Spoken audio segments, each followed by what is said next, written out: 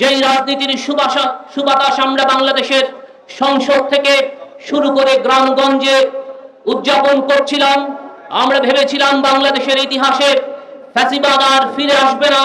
কিন্তু গত কয়েকদিনের বিভিন্ন ক্যাম্পাসে ছাত্র সংঘর্ষের মধ্য দিয়ে আমরা আজকে নতুন করে ভাবতে হচ্ছে জুলাই বিপ্লবকে আমরা আসলে সফলতার দ্বার প্রান্তে নিয়ে যেতে পারবো কিনা, নাকি আমাদেরকে আবার কোন আন্দোলনের জন্য পরিকল্পনা গ্রহণ করতে হবে। আমরা খুব ভয়াবহভাবে দেখেছি গতকালকে দুটি ছাত্র সংগঠনের সংঘর্ষে এক সরকার দলীয় ছাত্র সংগঠন যেভাবে ছাত্রলীগের মতো, যেভাবে হাসিনার পেটোয়া বাহিনীর মতো অস্ত্র নিয়ে রাজপথে নেমেছে, ছাত্রদেরকে পিটিয়ে রক্তাক্ত করেছে, এটি কোন সভ্য দেশের আচরণ হতে পারে না।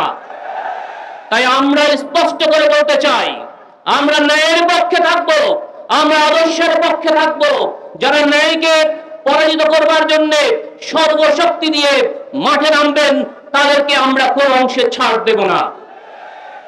আজকে আপনারা বাংলাদেশের মানুষকে যেভাবে আওয়ামী লীগ দুটি ভাগে বিভক্ত করবার জন্য চেষ্টা করেছে, সেভাবে গতকালকে আমি দেখেছি কিছু সন্ত্রাসীদেরকেও দুটি ভাগে বিভক্ত করার জন্য চেষ্টা করা হচ্ছে।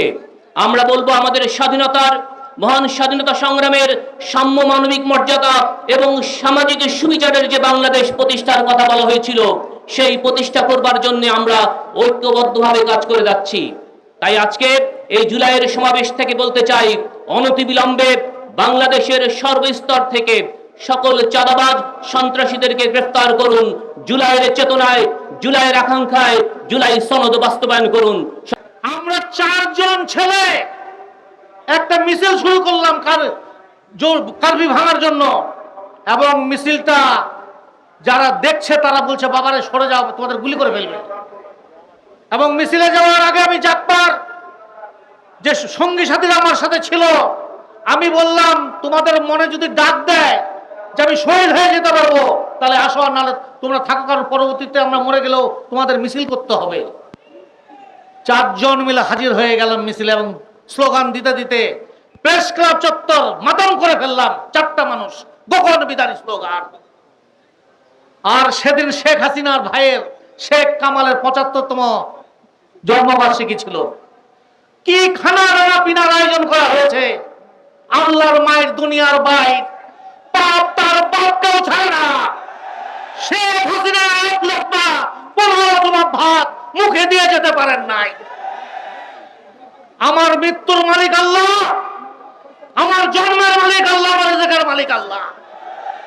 ওদের ভয় ডর করে কোনো কিছু লাভ হবে না। নেতা ডাক দেবে, কালের মতো কেউই শোনালো বলে আমাদের ধ্বনি মর্মে মর্মে সেই সুর বাজিও কি সুমধুর, আকুল হইল প্রাণ নাচিল ধমনী, কি মধুর সেই আজানের ধ্বনি। আজান শুনলে আমরা মসজিদের পাড়ে ছুটে যাই। নেতা ডাক দেবে, এবার রাজপথ গরম করা হবে, শুধু না, ক্ষমতা সিদ্ধের ক্ষমতার পাটাতন তছনছ করে দেওয়া হবে ইনশাআল্লাহ।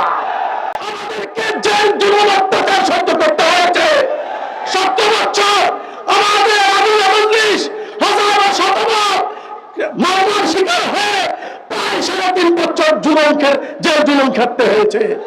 ৭০ বছর পর যখন আমরা এই দেশে নতুন স্বাধীনতা উদযাপন করছি, দুর্ভাগ্য ২ বছর না যেতেই আবারও সেই আমাদের আগের সেই একই স্লোগান, মাথায় টুপি মুখে দাড়ি দেখলে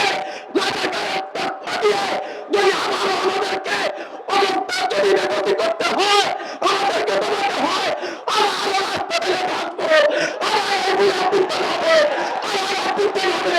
এই অভ্যুত্থানে আপনি দুনিয়া যেতে পারবেন না, পার্শ্ববর্তী যেতে পারবেন না, বাংলাদেশের জেলে আবদ্ধ হতে হবে, জেলে আবদ্ধ হতে হবে ইনশাআল্লাহ।